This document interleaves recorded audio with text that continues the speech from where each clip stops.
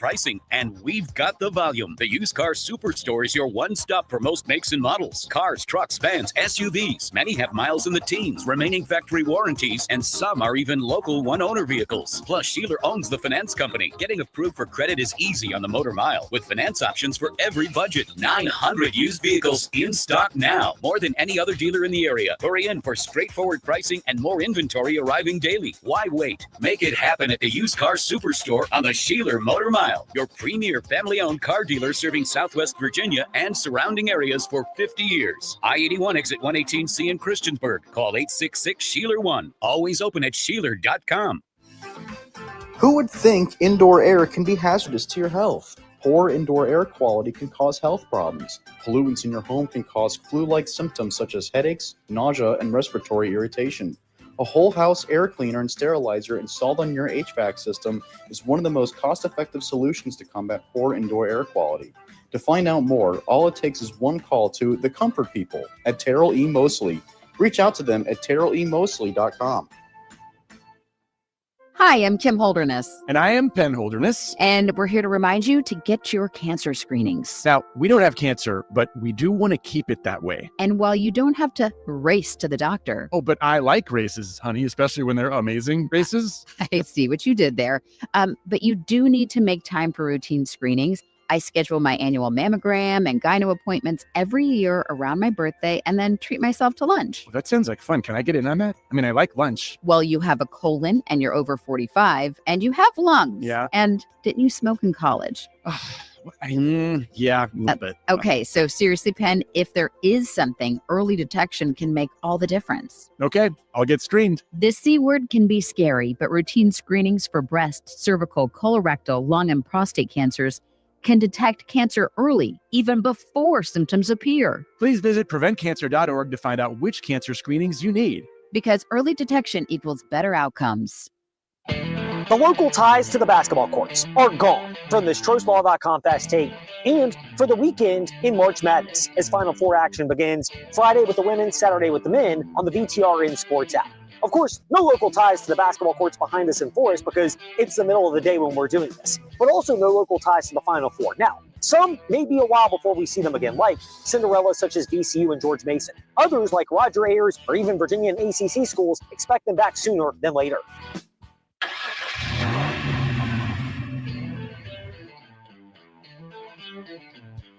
You're stepping into the fast lane on the VTRN Sports app.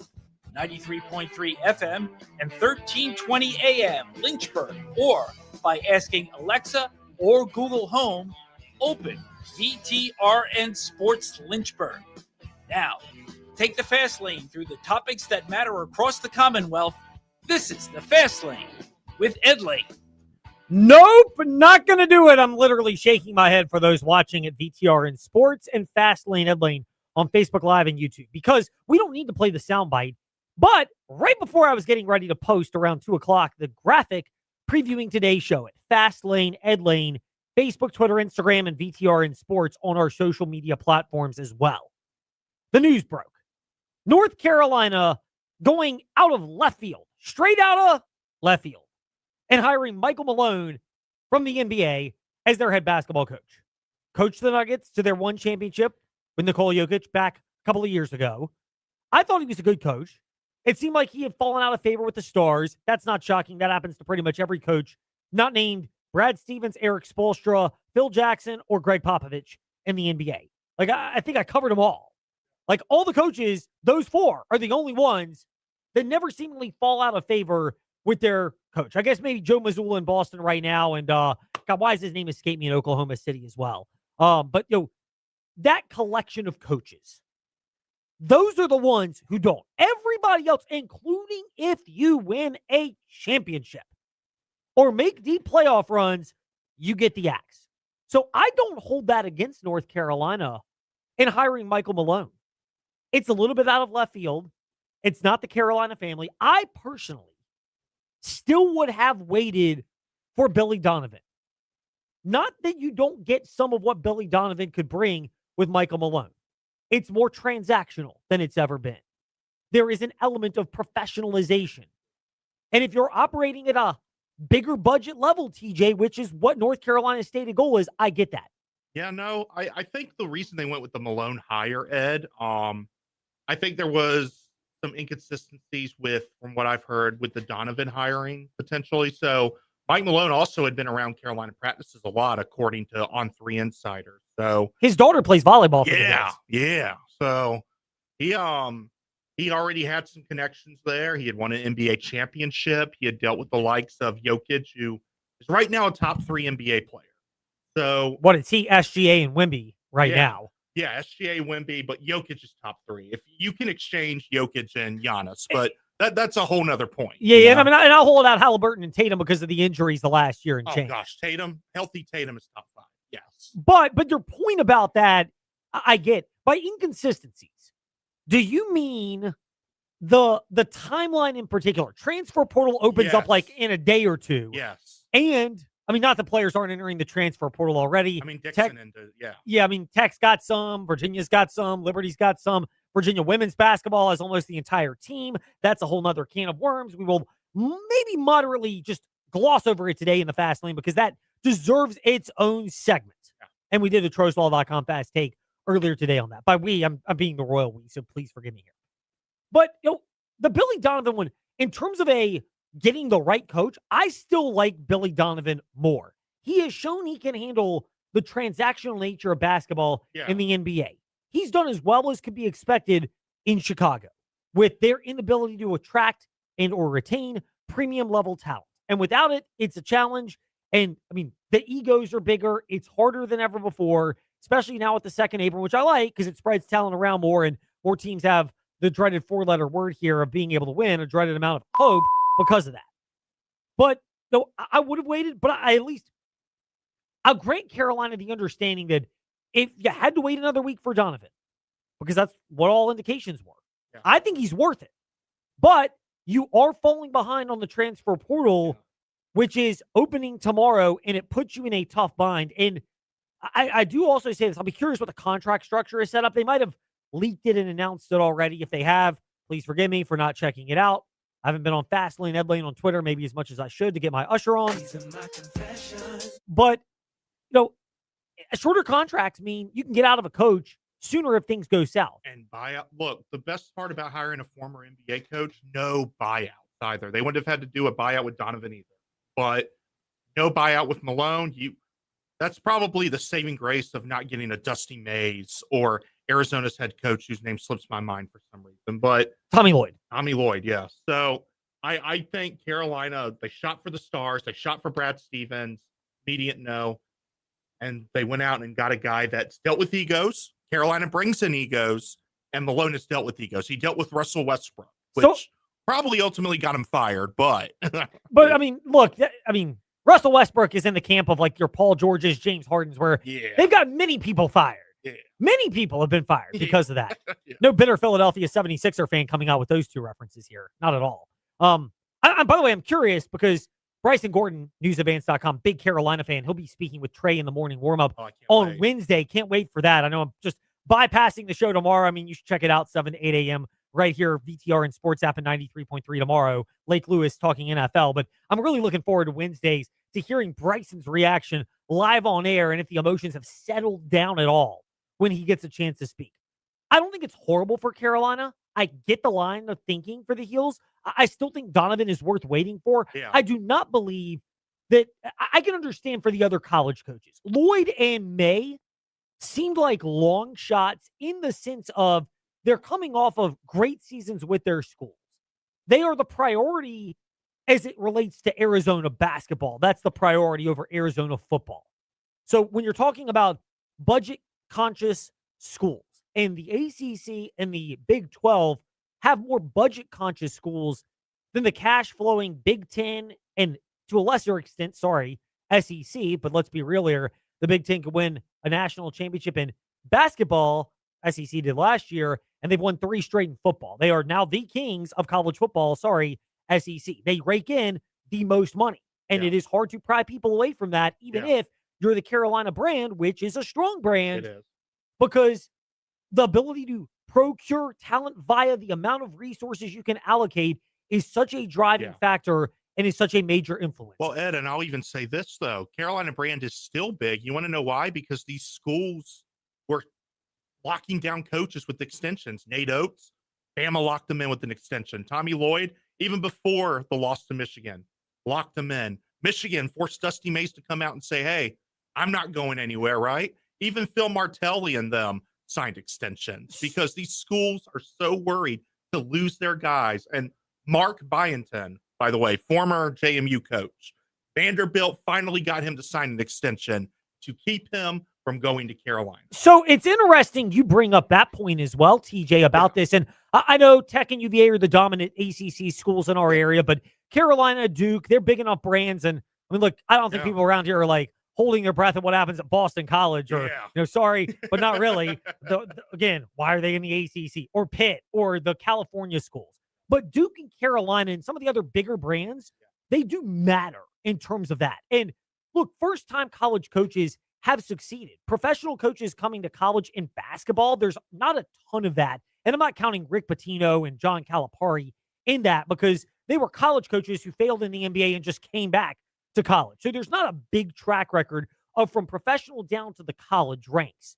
But I don't think it's as unfounded to go from one to the other as it would have been years ago. And so I get the thinking behind that for Carolina. I just still would have waited for Donovan because the one saving grace of Billy Donovan is, yes, we touched on the egos of coaching in the NBA like Mark Malone, and they both navigated that.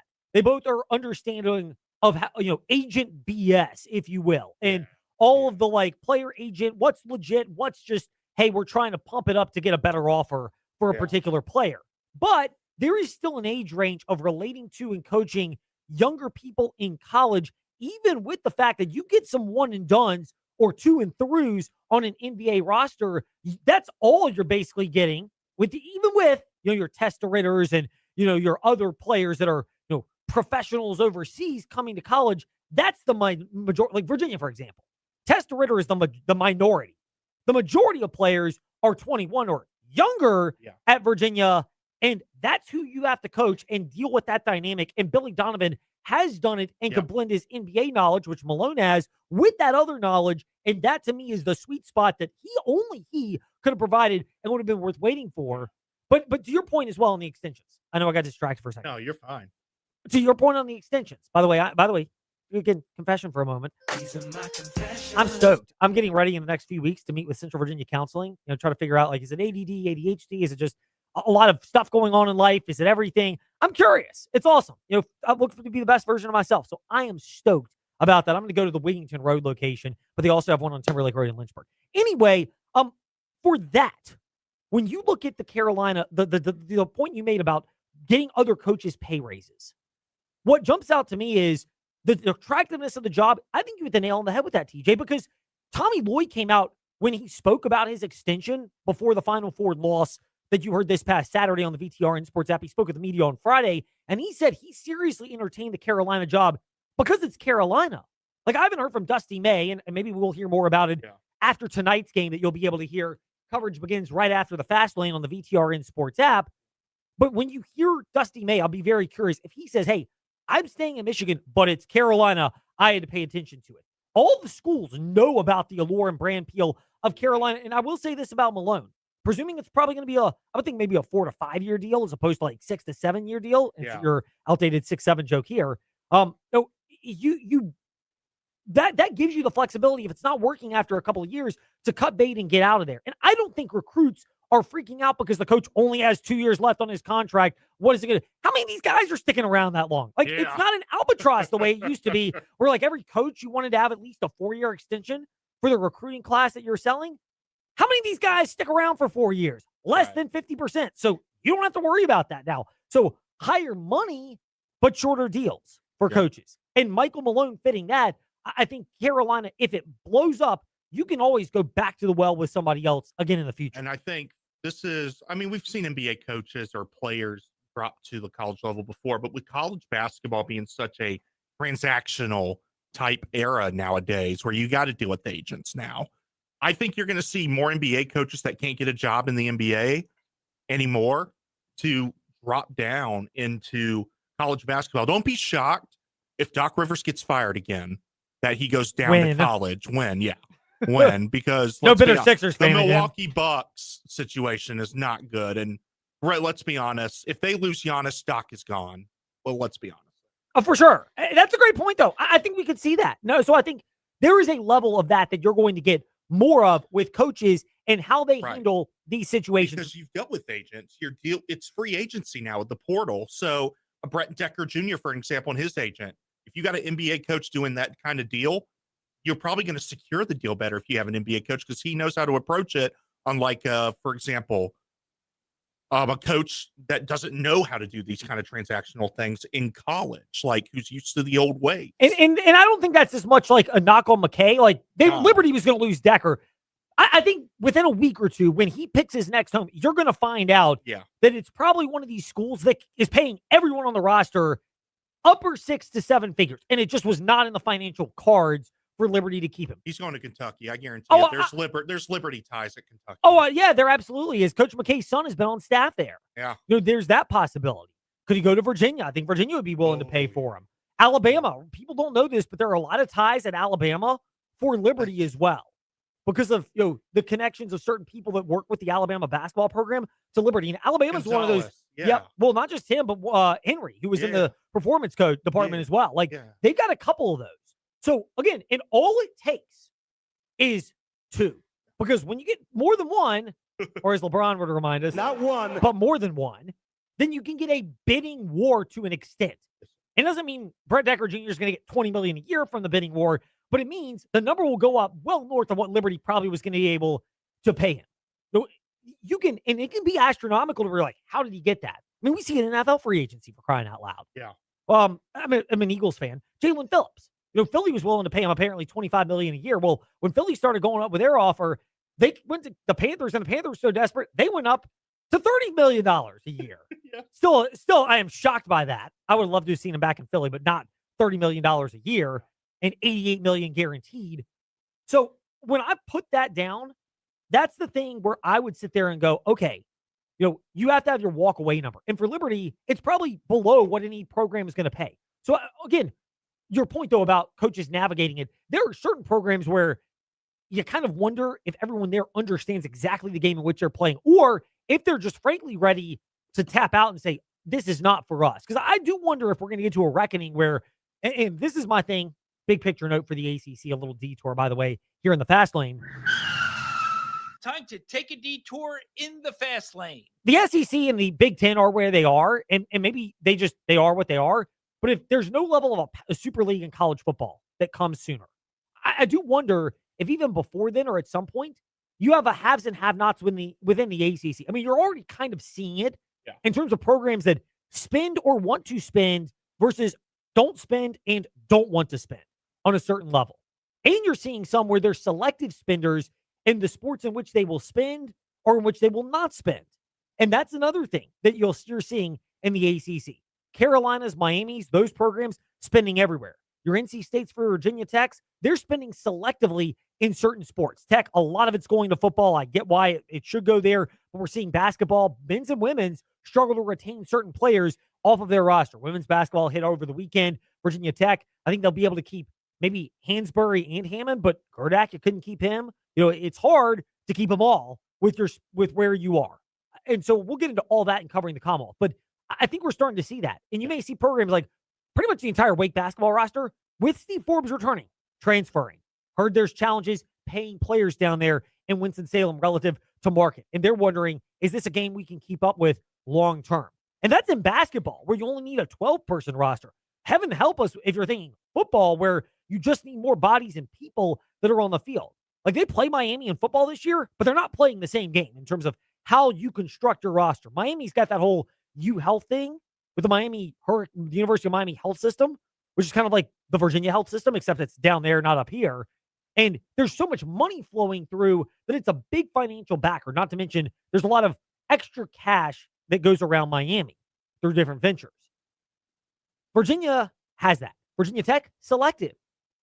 Florida State, they're in financial troubles. Lawsuit certainly didn't help. Clemson's got money, but they have a coach in football where do you really want to give him a lot of the money, considering his challenges generating results? I think that situation will get more tenuous. Louisville will spend. SMU, when we're the few billion, what's a couple $100 million? But the California schools, Boston College, Wake Forest, you're seeing some Pitt where their football roster was gutted by the transfer portal. And, that's a primary sport. Basketball is secondary there. Like, you're starting to see a clear delineation of haves and have-nots. Heck, even Georgia Tech losing a ton of their staff to other schools this past offseason because of the difficulties keeping up financially. So, in the meantime, after Ed's potentially unnecessary detour, let's get back on the road in the fast lane. Do you think people at UVA athletics are going to have to go to CVA counseling after this whole women's basketball coach debacle? oh my goodness. I mean, I don't want to speak for anybody in particular, but you kind No. of wonder if the players are. Yeah. Like, Jerry Ratcliffe had and by the way, I'll say this. Jerry is not 100% right with his reporting. He takes some shots and misses, but he also takes some shots and is pretty accurate with them and does know what's going on in some areas. And when they were talking about coaching staff changes for basketball and for football, a couple of years ago, Anthony Poindexter, defensive coordinator, was one of those where, would he stick around? Would he not? Would he be the head coach? It turned out to be Tony Elliott, not, Anthony Poindexter. Like, there were enough other people that backed him up on that. So it's not like he was the only one who got in trouble for reporting it incorrectly. But he's the first one who's come out and said there was a toxic culture and a culture of abuse within women's basketball, which prompted the Coach Mock's dismissal. And we'll let him share his insights in just a moment, but he brought it up Saturday night. And then after that, it hits USA Today and mainstream brings that up. And yes, I do wonder if Talissa Goodman, whose dad is Jeff Goodman of the Field of 68, she's a fantastic women's basketball reporter. She's really good at her craft. But she brought it up first about the Coach Mock's dismissal. She's the one who broke the news. But it was Hootie who broke the idea of why it went down. Yeah. And everyone else is kind of piggybacking off of that. And that's where tip of the cap, because he's not batting 100%, but that shows how plugged in Hootie is on certain situations. And this is one of those examples. I do wonder for women's basketball, like Kamora Johnson entering the transfer portal today, for example. Yeah. Oh, man. But look, it wouldn't shock me. I mean, she's the type of player that if you get the right head coach, that coach might be able to convince her to come back to Virginia. You have to expedite that on your priority list. I don't think anybody ever thought they would say it, but football's running in a good spot with Tony Elliott. It seems like they have their act together and there's only one portal window.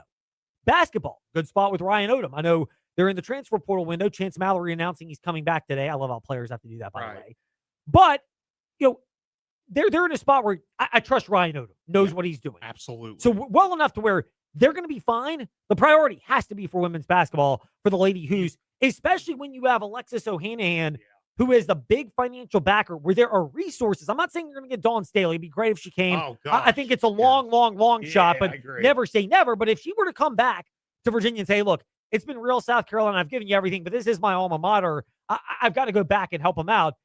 Look, it'd be a shot in the arm for Virginia women's basketball. It'd be awesome if it happened from an outside observer standpoint. But that you've got to focus your efforts now, if you're Virginia, on women's basketball. It's not the primary moneymaker. In fact, it's a money loser in a lot of cases. But because the other programs are running well, and this is still an important hire, you've got to make the most of this if you're Carla Williams. Yeah, I agree. It would be great to see them pick up Dawn Staley and be like, hey, we made a mistake a few years ago when we told you we didn't want to hire you. Are you willing to come back if we throw a bunch of money at you? I mean, Alexis Ohanahan can make that happen. I wouldn't put it past him. I know South Carolina is losing $6 to $7 million a year. 6-7 joke again. $6 to $7 million a year in money in basketball. He might be able to help make up for that. Just saying.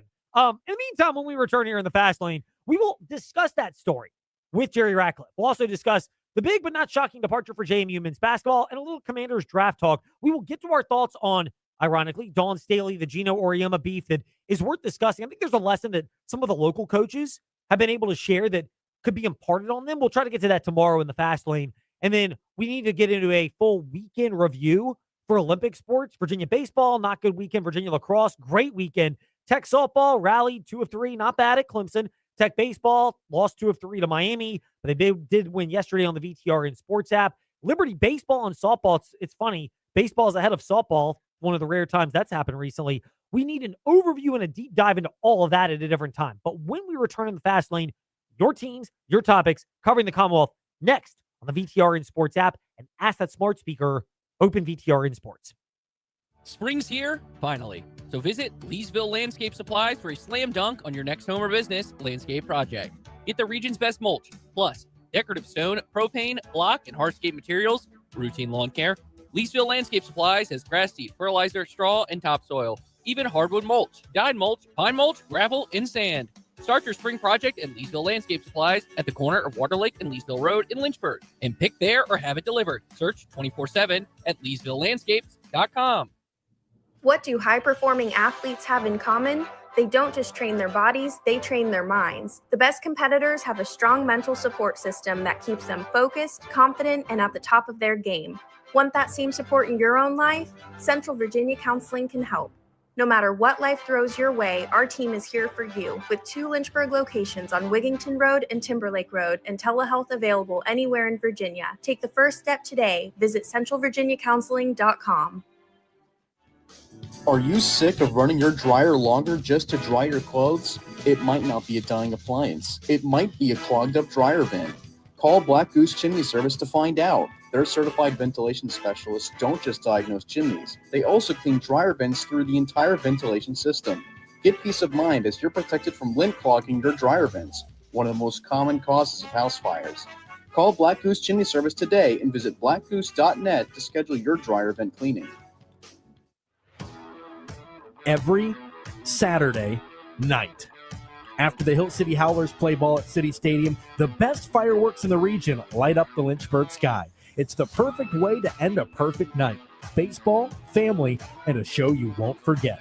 Get your tickets now at hchowlers.com. That's hchowlers.com. Howl out loud.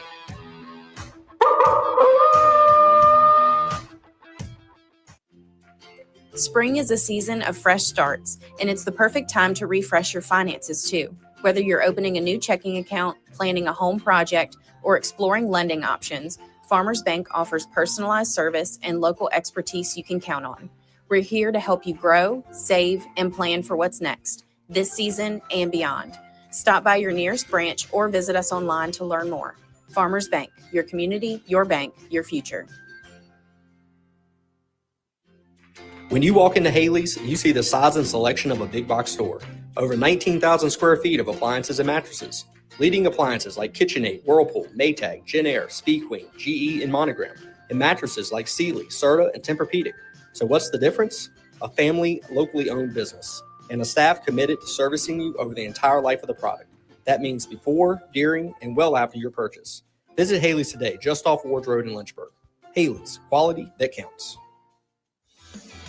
VTRN Sports is now heading to YouTube. Head to youtube.com/@VTRN Sports Lynchburg to watch both the morning warm-up with Trey Lyle and the Fast Lane with Ed Lane live each day.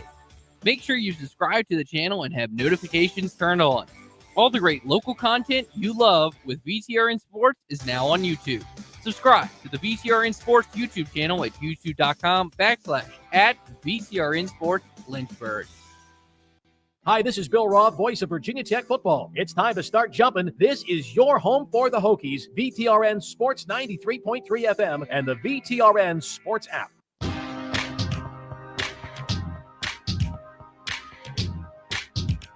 Step into the Fast Lane 24/7 at Trey Lyle VT and Fast Lane Ed Lane on Facebook, Twitter, Instagram, YouTube, and wherever you listen to podcasts. Now, back to the Fast Lane. Forever a Cowboy, forever a Wolfpack, forever a Duke, but forever ours.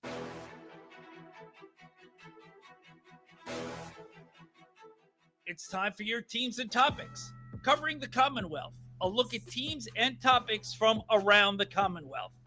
Let's start with the JMU Dukes. With Shane Metlin of DNRonline.com. He's at Shane_DNR Sports. Covers the JMU Dukes, and he's hanging out with us today here in the Fast Lane. Shane, a pleasure to be speaking with you.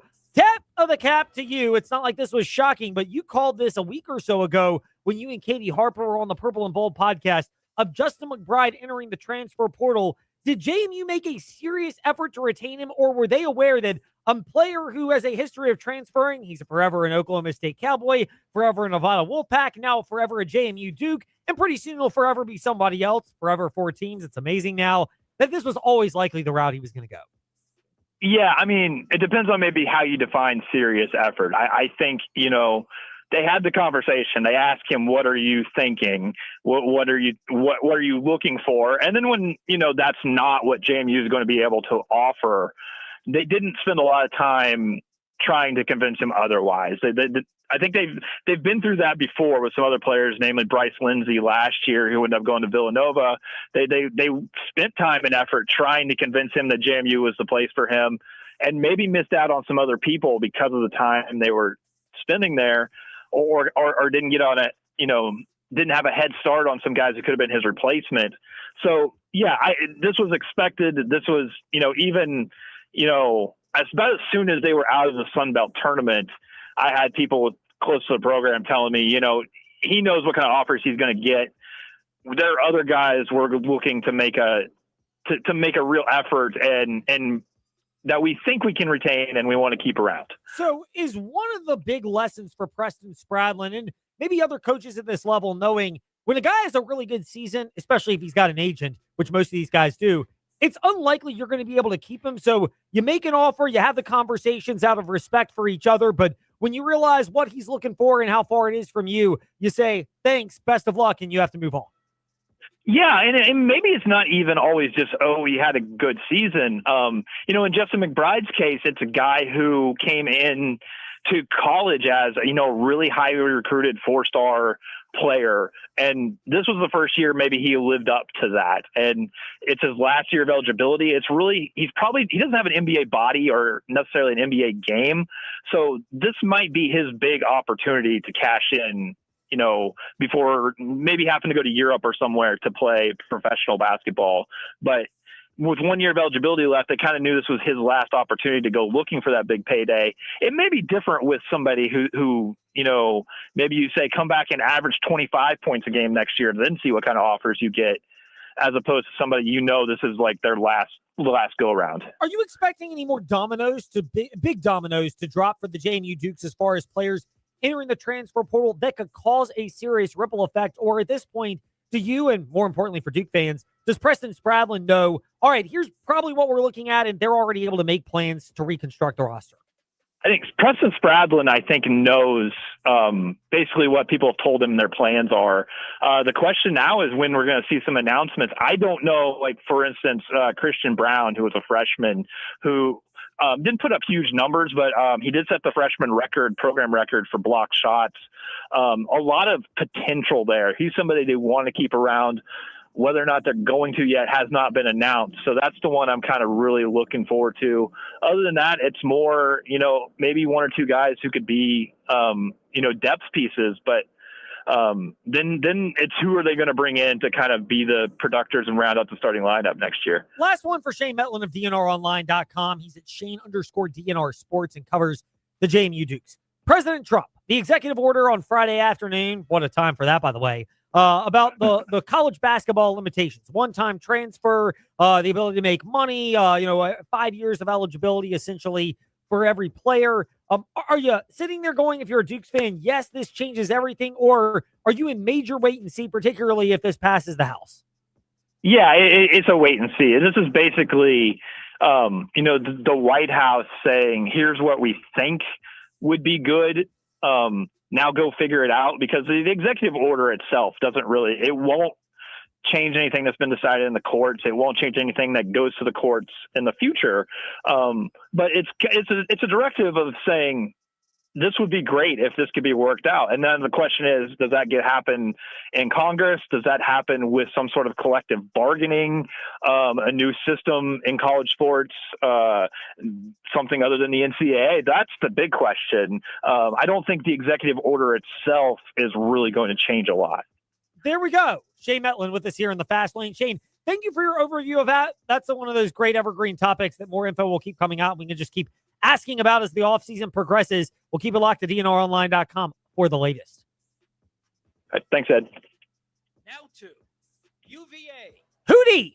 JerryRatcliffe.com founder and contributor Jerry Hootie Ratcliffe. Hootie, great to be speaking with you.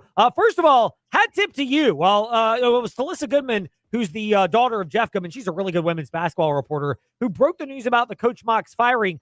you were the one who delved greater in to the idea that the reason behind this was a toxic culture at Virginia. So we will allow you the opportunity, as much as you care to and haven't done already, at jerryratcliffe.com, to expound upon what transpired that would prompt Carla Williams to say, we've got to make a change, even though Coach Mox just guided Virginia to their first Sweet 16 in a quarter century. Well, Ed, I haven't been in this business for a long time. I noticed that you usually don't get such a terse release. I think it was 3 sentences long from a university when it expels a coach or dismisses a coach, and the language was very vague. So I knew something was up. I couldn't figure out exactly what. So I started calling around to some of my sources, and I'll have to admit I was stunned at what I found out, and just the abuse that Coach Mox had dished out to players, support staff, and that was never evident during games or press conference or anything like that, but it was all day-to-day behind-the-scenes stuff that most fans and media would never realize unless they were there at practice or even beyond that. And so the more I dug, the more I found out, and the worse it got. I think Virginia didn't do itself any favors by not initially announcing that there had been a 4-month investigation in behind the scenes into her behavior. That's plenty of time to find out. Apparently this has been going on for at least 2 years, if not longer. But the investigation only began 4 months ago. But, I have been contacted by some people since my initial story came out that it's one of those deals where the more you peel the onion, the worse things get. So I have to verify some of that information, but it's pretty ugly if it's true. Your dog even knows there needed to be change, and he's confirming that for us I today. told you he was a big fan of yours. It warms my heart that furry friends like to be around me. If I'm around him, he's getting a free belly rub, so he's got to be ready for that. Although I know with some dogs, once you start, it never ends. So that may be the case. Meantime, for Virginia basketball, is Virginia sports, Jerry, in a strong enough spot to where they can dedicate the necessary attention to getting this hire right? Because football seems in a good spot. Men's basketball does, where even if, NIL fundraising things need to take a back seat for a couple weeks, they're good there. Is this now Carla Williams' primary focus in finally getting a job right? Which, let's be real, she has kind of eluded her on finding the perfect blend of success plus character. It has to be, Ed, and it's kind of shocking that, considering that is her sport, where she excelled at as a player and was an assistant college coach, that she hasn't been able to land a good coach. The past 2 coaches women's coaches have been disasters, really. If you look at their overall record and how they ran their programs.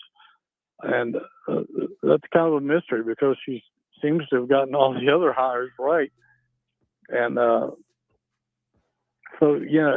she has to bring in somebody really solid this time. I don't know if it'll be a big name. It's hard to tell exactly what they're shopping for, other than somebody who's very stable and who could win. But, considering that this investigation went on for 4 months, she's had plenty of time. And I would think that well into the investigation, she probably realized there was going to have to be a change in leadership at the end of the season. So I imagine this has afforded her time to go out and maybe back channel some really good coaches, agents, and fill them out and see if, who might be available. And it's a situation where she really has to get it right, and I would imagine this would happen rather quickly if she's done her homework, because the portal opened today, and there's already, as of noon today, we're already 6 players, Virginia players, in the portal, are intending to go into the portal, including Mo Johnson, who is a potential future All-American. We'll ask it because we have to, although I don't think it'll happen. Dawn Staley to Virginia. That's not happening, is it? I don't think it could happen. I'll never say it's impossible, because you never know what might happen that you don't expect. We've seen some crazy things happen, but it would take a lot of money, I think, and she would have to have some really strong heart tugs to come back to her alma mater. I know that her relationship with UVA was patched up by Carla a couple of years ago, so I don't think that is a barrier anymore like it was before. But it's awfully hard to leave her situation and just kind of start all over again. Although if anybody could do it, I would think Dawn would be capable of rebuilding a national championship program here. But the odds of that happening are probably slim. Jerry, we'll wrap it up on this. We're starting to get players, right as we've spoken, Johan Grunlow joining Testa Ritter and Chance Mallory and announcing they're going to come back for Virginia men's basketball. I mean, again, maybe that points to why Carla Williams should focus on the women's, because it seems like Virginia men's basketball, they're in a spot where if they want to keep a guy back, they have the financial resources to do so. Do you expect them to also be strong players for upgrading their roster when the transfer portal officially opens tomorrow? Not that they haven't maybe been having conversations with agents like everybody else. I do. I know they have been. I mean, that was a big bonus today when DeRitter said he was coming back. We kind of figured the other guys would, but DeRitter is the key. I mean, he's potential ACC Player of the Year next year if he has a better season, and he should. So, there's not many 30-win teams in the country that essentially has 4 starters returning. So I would think that bodes very well, and I would think it would help them attract players from the portal. I mean, who wouldn't want to be a part of that gang, right? Not at all. I mean, I would. I think, if you got the money, Virginia, if the money is good, Virginia's style is very favorable, especially what they showed this year. Hitting more on the Who's basketball, more on the Chandler Morris situation, and heck, more on women's basketball. We haven't even gotten to Olympic sports, which have been up and down in a unique way in the spring. We appreciate your coverage. We'll get to all that when we chat again. Absolutely, Ed. Thank you, brother. Jerry Ratcliffe with us here in the Fast Lane. Now to Just For You haters, left hand up the Commanders. Madam President of Bowie TV Sports, Candy Waller, is with us here in the Fast Lane. Seawall, great to be speaking with you. I hope your fast went well for Resurrection Weekend. Mine did. I managed to make it through the 5K that I ran on Saturday. Not my best, but for 40 hours was when it started. I was 40 hours into it. I'll take it by all means. I pray you had a good Resurrection Weekend and things are well for you. Meanwhile, for the NFC East, for the Washington Commanders, is it just watching what's going on in Philadelphia and saying, please join the Dallas Cowboys in creating a smoldering mess? Yeah, I mean, it's something else, isn't it? What's going on with the Philadelphia Eagles, with the Jalen Hurts story dropping as soon as ever back from the owners' meeting. I thought that was rather convenient. And then, of course, the Dexter Lawrence requesting a trade today from the Giants. So it's kind of nice to see the rest of the NFC East in a swirl right now. Yeah, it's crazy to think about how much that's the reality, and yet here we are with the NFC East, and here we are with the Washington Commanders. Seawall, you mentioned all of that. For the Washington Commanders right now, they've got their own challenges, namely identifying what to do with that 7th pick in the NFL draft. Are you more and more convinced that Jeremiah Love would be a great addition with Jaden Daniels? But it's seeming like I would be shocked if he gets past, ironically, you mentioned the Giants, but number 5 in the Giants, maybe not even getting past number 4 in the Titans. Absolutely, 100% agree. And now with the consideration that there could actually be some opportunities for teams to trade up in the top 10, perhaps the Cleveland Browns find a trade back partner for themselves. It's kind of hard to believe that Jeremiah Love will be available at 7. He has continued and has been consistent. That most teams believe that he is the best overall player in this draft. So I'm so certain if it's not going at 4 or 5, someone could absolutely move up to get him before 7 nonetheless. Madam President, Candy Waller with us here in the Fast Lane. Seawall, you mentioned the trade-up possibility. I know Jeremiah Love would be attractive for the Commanders, but because of not having a second-round pick and having a dearth of total picks in the early portion of the draft this year, does that basically rule the Commanders out of any likelihood of trading up, even if Jeremiah Love is their guy? Yeah, and you have to look at it and say, well, how many trade assets do they have? If we even go back to last year's draft, the Commanders just stuck with their 5 picks. They stuck with their 5. Adam Peters shared that they had opportunities to move back. They did get calls, but they said we're staying put. So this could be very similar this year as well. Madam President, Candy Waller of Bowie TV Sports with us here in the Fast Lane. Seawall, great to be speaking with you. We will chat again in another week or so. We are getting ever closer to the draft and getting into the nuts and bolts of how it will all impact the Washington Commanders. Absolutely. I look forward to talking to you guys again soon. Madam President, Candy Waller with us here in the Fast Lane. When we return, we have some Hill City Howlers. Good, strong weekend to start the year for them. We have some NASCAR. The Rock was where the Xfinity and Truck Series were, and Michael Massey was there. And the Virginia Tech Hokies. Lots of transfers for men's and women's basketball. Is it a bigger picture sentiment in direction for the program? David Cunningham will cap off part 2 of covering the Commonwealth next here in the Fast Lane. Here we grow again at the Sheeler Motor Mile. It's here, the all-new Motor Mile Chevrolet and Buick in Radford. More brands, more selection, and the same exceptional service you expect from a trusted community partner. Whether you're shopping Chevrolet or Buick, you'll find quality, value, and a team that puts you first. From rugged trucks and SUVs to stylish cars and family-friendly vehicles, the Motor Mile has something for everyone. With straightforward pricing and top dollar for your trade, there's no better place to buy. Bring us your trade, newer, older, paid off or not, and see why your car is worth more on the Motor Mile. Plus, with more inventory arriving daily, now is the time to shop the Motor Mile. Sheeler owns the finance company and makes getting approved for credit simple and easy on the Motor Mile. Flexible financing options for every budget to get you on the road fast. Experience the Motor Mile at 3 convenient locations: Christiansburg, Radford, and Pulaski. For over 50 years, we've got Southwest Virginia covered. The all-new Motor Mile Chevrolet and Buick in Radford. Certified friendly staff. No games, no gimmicks. Call 866-SHEELER1. Always open at MotorMileChevroletBuick.com. Do you love the 80s? Whether you were Team Madonna or Prince, this night is for you. Hi, I'm Kelly Diaz with Casa of Central Virginia, inviting you to Retro Rewind, our totally rad 80s party for a great cause. Join us April 11th from 6 to 10 at the Boonesboro Ruritan Club for an awesome 80s DJ, arcade games, dance floor, and more. Best of all, every ticket helps Casa volunteers advocate for children who have experienced abuse or neglect in our community. Grab your friends, moonwalk over to cvcasa.org, and get your tickets before they're gone. Midday hunger hitting you hard? Swing by Makadu's for our $8.95 weekday lunch specials. Whether you're craving a classic crunch or something fresh, we've got you covered.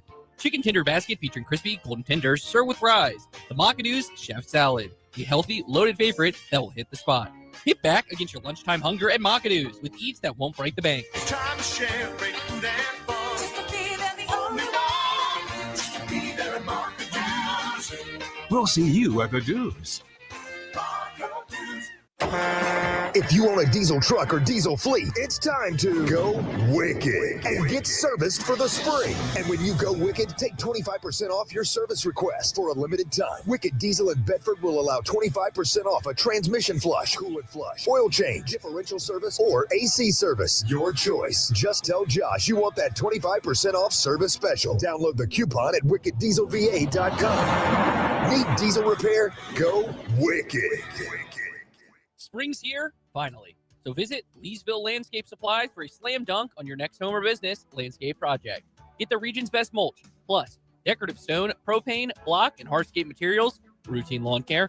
Leesville Landscape Supplies has grass seed, fertilizer, straw, and topsoil, even hardwood mulch, dyed mulch, pine mulch, gravel, and sand. Start your spring project at Leesville Landscape Supplies at the corner of Water Lake and Leesville Road in Lynchburg. And pick there or have it delivered. Search 24/7 at LeesvilleLandscapes.com.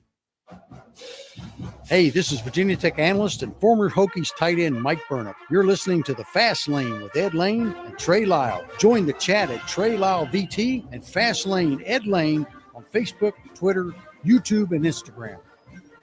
Not bad. Not perfect, but not bad. To start,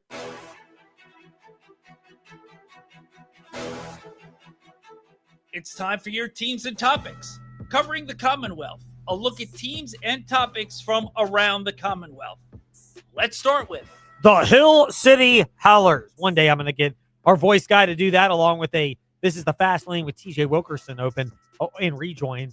Got to be more professional on my end. Meanwhile, somebody who is professional because he is their play-by-play broadcaster, and you'll be able to start hearing his tones once again tomorrow night, 6:30 p.m. over at City Stadium for opening night.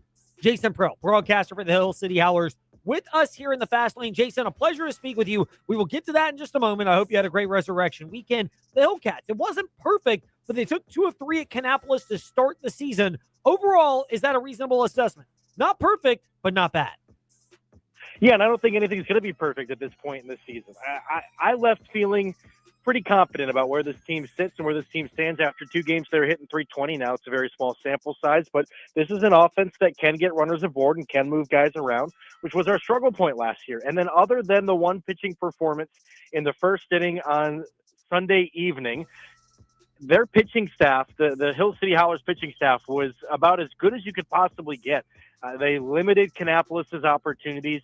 They kept runners off base, and they racked up the strikeouts. So this is a team that I'm really excited about. I think there's a lot of talent. I think other than one bad inning over the course of a 3-game series kind of spoiled the bunch. But for the most part, I think this is a team that's going to be really exciting to watch over the next couple months. No doubt it will. They will be a lot of fun. Meanwhile, they get ready to take on the Fredericksburg Nationals. I almost said Kannapolis Intimidators. That was the opponent this past weekend.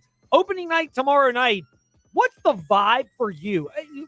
Do you get more excited for like July 4th, Independence Day, because it's mid-season and everyone loves fireworks? Is opening night the most exciting because it's finally back? Where does this rank on the Jason Pearl excitement meter? Well, obviously a championship is always going to top the list for excitement purposes. But in all seriousness, 4th of July is special. And don't get me wrong, I love the 4th of July. I love the packed house. I love the fireworks. I love everything that goes into the 4th of July, especially with the America 250 this year. It's going to be a great time. But opening night is just something so special. It's the dawn of a new day. It's the bringing forth into summer. We've left the cold behind. We're finally welcoming sunshine, longer days, the smell of the hot dogs, the fresh cut grass. There's just something that screams new life about baseball season being back. And to me, that's so much fun. There's energy, there's excitement, there's passion, and it's your first chance to get to see what this team is going to look like. So for me, excitement is a big word to use, but I would say special. Opening day is always the most special for me as a broadcaster. It just means that it's back, and that's the level of excitement that comes. Jason Pearl is bringing that up with us today here in the Fast Lane. He's at JazzPearl19. They are at HC Howlers on Twitter, Instagram, or just put a .com to get the schedule. Jason, thank you for your time in the Fast Lane. We always look forward to catching up and look forward to the opening night. Oh, by the way, outside of opening night, which of the next nights? Is it the Championship Blanket Friday night? Is there another night that you're most excited? I'd like the stress balls on Sunday. That'd be my favorite giveaway. But I would imagine for you as the broadcaster, Championship Blanket night on Friday is the one you're most looking forward to. You know, Championship Blanket night on Friday is going to be a lot of fun, but Saturday, it's for the kids night. It's for CASA, which I know is a great charity in Lynchburg, and we're having some really cool specialty jerseys. They're on our Instagram page, on our Facebook at HC Howlers. You're going to want to check those out. You can bid on those. They'll be auctioned off during the game. You're going to want to get yourself one of those. It all goes to charity. It's going to be a great time. That's going to be a really special night. I'm not taking the detour sound effect because you teed it up and hit the home run. But if you're not over at the Retro Rewind 80s event, I'll be going there on behalf of Rewind 1039 with my wife and a couple of friends of ours. If you're not at that on Saturday night, then you should be at the Hill City Howlers game because either event benefits CASA, which is a great cause in our community. Jason, look, I'd say thank you for your time, but most importantly, thank you for bringing up CASA and helping me remember about how this Saturday is a Saturday that can be great for kids in our community. Absolutely. Let's make a difference for our community because these kids deserve it. So let's have fun. Let's have a great opening week, and we'll talk to you again soon, Ed. Now, as well. Now to NASCAR. Someone who is down at the Rock, Michael Massey of FrontStretch.com, is with us here in the Fast Lane. Massey, great to be speaking with you. You were at Martinsville. I hope you enjoyed your Resurrection weekend down at the Rock. First of all, Is that your first time seeing a race? And yes, I'll get my usher on for a second. I cannot remember our conversation well enough, being distracted last week on the Front Stretch Happy Hour podcast, of which I was so grateful to be a guest. I think you said this is the first time you've actually been to a race itself, not sneaking into the Rock. Is my memory correct? Hope you had a great resurrection weekend as well. Yes, it was my first time seeing a race at the Rock. Wasn't able to go last year, so went this time, and it was unbelievable.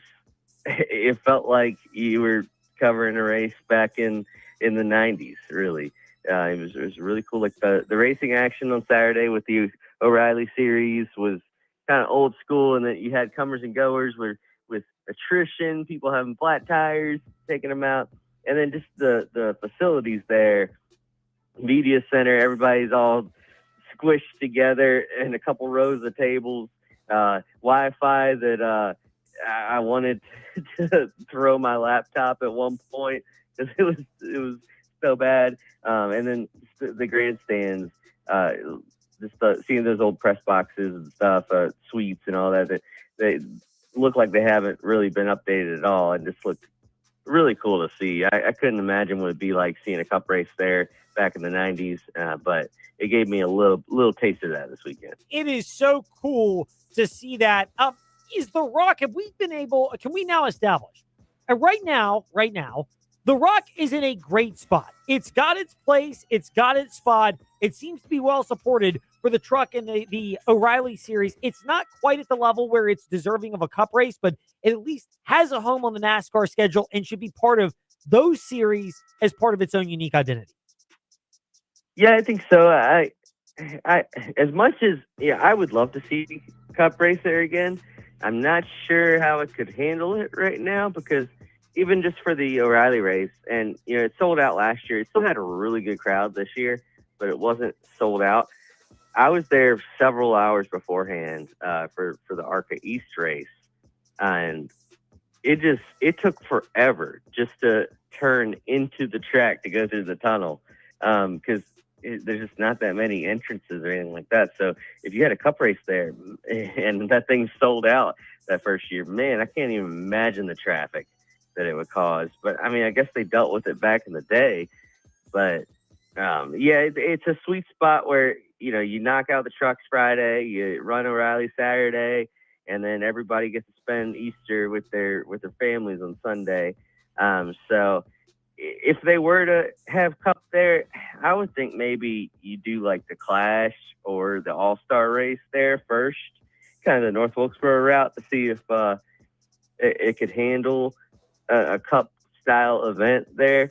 But yeah, and just you saw dirty air be a big factor this weekend as well, and that's the enemy of the cup car right now. So I'm not sure that the cup races would be that good right there right now. But the series that are racing there are putting on good races. So I'm happy with the way it is right now. You and me both. I love seeing it there. I love it having a home, but we have to be realistic about what to expect with NASCAR at the Rock. We're always realistic with Michael Massey, unlike we are not very realistic with our lofty expectations for Brian Nolan and Trey Lyle, who just can't quite reach them. It's just the sad truth, Massey. I know we have to bring it up, but somebody's got to be the bearer of the truth here in the fast lane. Yeah, those guys just live on cloud nine up there. Just I don't know. It's amazing that they can get out of bed in the morning and actually function as human beings. But you made me say that, not me.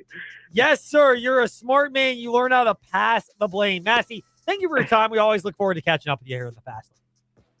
All right, thanks so much for having me on, Ed. And I think you'll be happy this weekend, because I think Ty Gibbs is finally going to get that first win at Bristol. But I'll catch you next time. Thanks always for having me on. If it happens, I mean, God help the rest of Lynchburg when it happens. How loud the scream will be. Where whatever park I'm in, people are going to be wondering what's going on and why this guy is losing his mind around 2 7-year-olds. I'll be a good role model for them, I promise.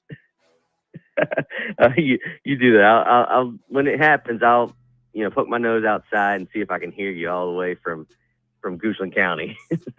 Yes, the loud guttural scream. Trey will pick it up and I'll bring it up on the morning warm-up. Massey, thank you for your time. Love chatting.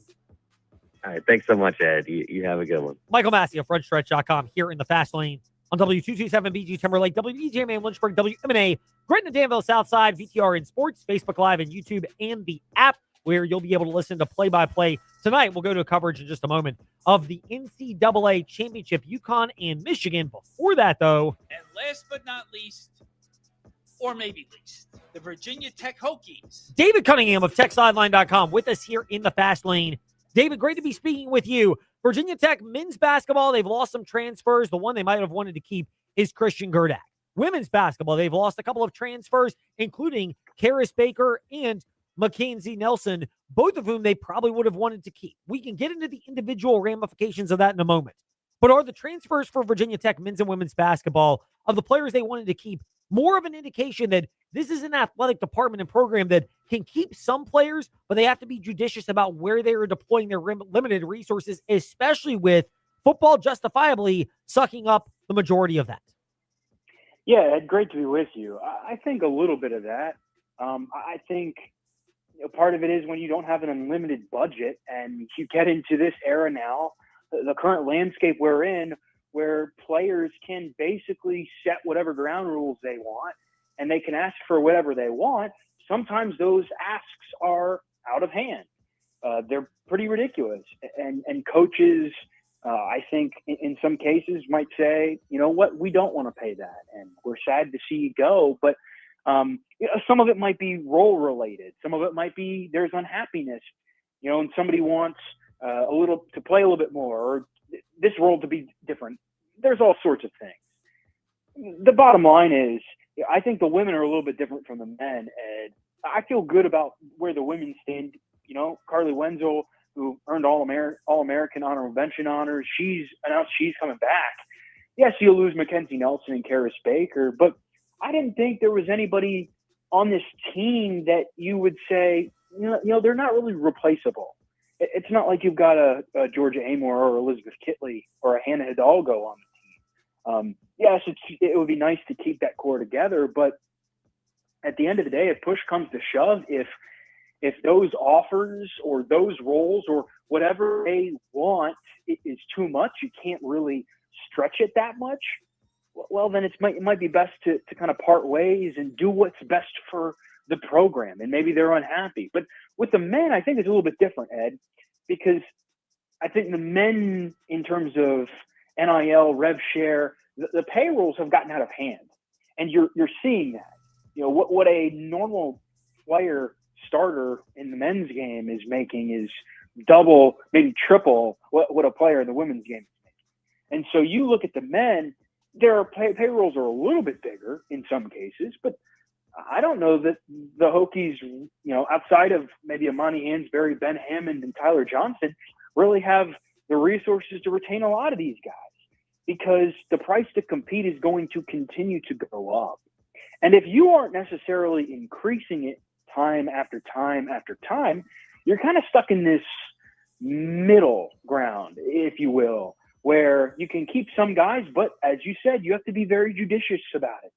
And you're not going to be able to make everybody happy. And it sucks because you're going to have to roll over parts of your roster. But at the same time, you got to prioritize some guys. You got to do what's best for you to compete. So I wouldn't say both situations are the exact same. They're similar, and it's the same transfer portal. But the deals on the men's side are much more explosive. And sometimes guys, in the Christian Gerdak situation, he might have wanted a starting role. Guess what? Hokies might not view him as a starting five. So that's a little bit difficult, right? He might think he can go somewhere else, be a starter, make more money, and the Hokies just aren't ready for that. And the tough part is if you don't have the extra resources to throw at a guy and say, hey, we'll keep you around for another year. You'll have a pretty big role, and then next year you'll be the starter. Well, then that might be a situation where you see a guy walk to the portal. So it's all complicated, Ed, and the difficult part is it's head spinning around and around and around for all these coaches because they really only have kind of 2 weeks to figure all this stuff out and target people. And as one head coach of Virginia Tech used to say, It's like speed dating, and you're doing it over a 2-week period. David Cunningham, he's at the Real D Cunningham on Twitter and Instagram, and we are chatting with him today here in the Fast Lane. David, to women's basketball, you kind of gave us the overview of the transfer portal players. Nobody's on the Georgia Amore Liz Kitley irreplaceable level. Are there players that you believe Virginia Tech could bring in that could at least help replicate the production, and this roster could be a similar NCAA tournament caliber roster, or maybe even the pieces fit together better if they hit it right? Yeah, I think so, Ed. Like I said earlier, I don't know that there was a player on this team that was not replaceable. Obviously, Carly Wenzel and Karis Baker were your two best players, and you don't want to lose them. But if push comes to shove and you think your program is going to be better off suited going in this direction, maybe you can't match an offer, whatever the case may be. Well, there are other players out there. You might have to, in some ways, as Moneyball once said, recreate them in the aggregate. But I think you can do that a little bit. I think Duffy now and her staff, they've got some good resources freed up, especially with Mel Daly and Kyla Freelon leaving, to go with Baker and Nelson. They've got a lot of young talent in that program too, Ed. Kate Sears is coming back from an injury, and they bring in Cleo Anderson and Ariana Harris-Mott, two really talented freshmen. And it's like, okay, if you can – they already got Alyssa Latham out of the transfer portal, a grad transfer from Tennessee, who talked to some people around the program, and they're super excited. Duffy recruited her when she was at Marquette, and she's a Midwest kid. They really think she's going to slide in and fit right away. Right? This is how you keep it going. It might mean turning over the roster a little bit, but if you are good at evaluating and going out and getting the right players who fit, not just fit on the court, but fit your culture, I think you can really be successful with it. And it takes a lot of due diligence from the staff, but it's not like it's this impossible task, but you just have to kind of put your best foot forward and really understand the bigger picture of the situation you're in. Because as Duffy always says, it's not just about one player. It's about the entire program. And you can't really put an entire program's needs or one player's needs above the program. It has to be the opposite. And I think they're in a good spot moving forward. I think they 1,000% can replace that production in the aggregate and be an NCAA tournament team next year. It's a little bit tough to tell what it looks like now because the portal just opened today. There's a long way to go still, but Latham, I think, is a really good start for the rest of the offseason. David Cunningham, the Real D Cunningham, Twitter and Instagram, TechSideline.com, the TSL podcast. We are at Fast Lane, Ed Lane, and VTRN Sports on podcast platforms and social media platforms as well. David, Virginia Tech men's basketball. Is the Christian Gerdak departure the one where you go, we'd like to have kept him, but if you put a pecking order together, he would go third behind Ben Hammond and Amani Hansberry, and if you can only keep two, you keep Hansberry and Hammond? Yeah, absolutely. And I think I would put Tyler Johnson above him too. It's difficult, Ed. You see a lot of teams going towards this giant front court of sorts. Michigan, who's playing in the national championship game, has just that. I think you obviously want to keep size if you're the Hokies. You'd love to keep Gerdak around. But at the same time, if you don't think he's ready for a starting role and he thinks he is, and he wants to get paid like he's going to be a starter and you don't want to pay him that, there has to be a pecking order.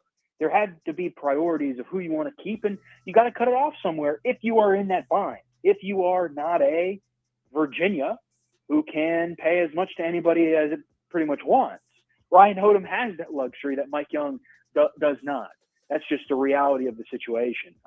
I'm interested to kind of see where this offseason leads. The transfer portal opens tomorrow for the men, Ed, because can they keep Antonio Dorn? They're going to need at least one, if not two bigs, to kind of replace Gerdak Lawal. But if you can keep Hammond and Hansberry and Johnson, as I think they will, and they don't have any high school kids committed yet in this class. What do they do to round out the rest of their roster? I'm very interested to see, because I think they have the opportunity to go out and get talent, but who knows what those prices are. And I think the coaches are going to learn that about the same time we might. Yes, indeed. They'll figure it out, as will we.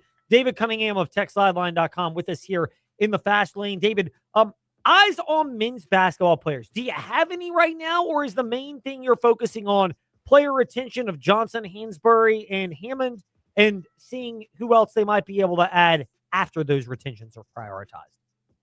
Yeah, it's hard, Ed. I would expect those guys to be the retentions because they have not announced anything different.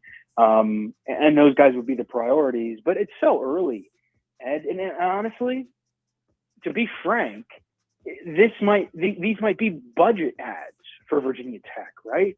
I don't know where exactly the budget ends up when you factor in all the guys that are coming back, but you might be looking at it going, okay, who can we add for X? Who can we add for Y? Very much like the reason you are supposed to have a general manager or should have a general manager nowadays, right? That's what they're supposed to be helping you with. And Virginia Tech men's basketball does not have one right now. But I don't really have any names off the top of my head for you. It's going to be, we'll find out more as the portal opens and as kids take visits. Now that we've got the national championship games almost done for both the men and the women, it'll be very interesting to see who they target and who they go after. And simply put, who wants to come play with these people, right? Funny enough, Ed, on the women's side, Kimora Johnson, of course, entered the transfer portal from Virginia earlier today. She's very tight with Carly Wenzel and her family. And they were tweeting at each other on Twitter, hey, Carly, hey, come play with me, Kimora, right? It's one of those things where good players want to play with other good players. And I'm not saying that that's going to happen by any means, because I think Johnson will have a lot of good offers on the table. But at the same time, in both situations, the men and the women, I think you could see some really talented players interested in saying, hey, I want to play with Ben Hammond. Hey, I want to play with Imani Hansberry. But you might not know that until you actually get a couple days into the transfer portal and people are evaluating kind of all their options. David Cunningham, we evaluate the options and we keep coming back to him because he's really good at covering Virginia Tech basketball, baseball, football, Olympic sports. He runs the game and is the managing editor for TechSideline.com. DC, thank you for your time in the Fast Lane. We will keep it locked to TechSideline.com. And over the next few weeks, we'll also be looking ahead to the spring game as well. Much appreciated. Talk to you soon. David Cunningham with us here in the Fast Lane. That does it for us today here in covering the Commonwealth and in the Fast Lane. On to pregame coverage for the NCAA tournament championship game tonight. TJ, quickly, who you got? Michigan or Wisconsin or UConn? I'm going to go with UConn. They just feel complete. Hard to disagree with that. If Michigan's winning, this is my one thing. If Michigan's winning, I think they cover the 6.5 to 7 because it would be because Solo Ball's injury is an issue. And then generally when you get a chance to get up on teams in the championship, and UConn's done this as well, you put the team away. Yesterday's women's was an example. Like if UCL was going to beat South Carolina, it was probably not going to be in a 3-point game. Yeah. It was going to be in we have them dead to rights and we have to just keep on pounding them into oblivion. So this thing is so far out of reach. No offense to the opponent, but we have a championship at stake. It's what you got to do. So that's what you'll get. We'll find out how right or wrong we are tomorrow in the Fast Lane. In the meantime, coverage of the championship game right now. While Alex Caravan netted a career-high 27 in the victory over the Bruins. The second-seeded Huskies, much to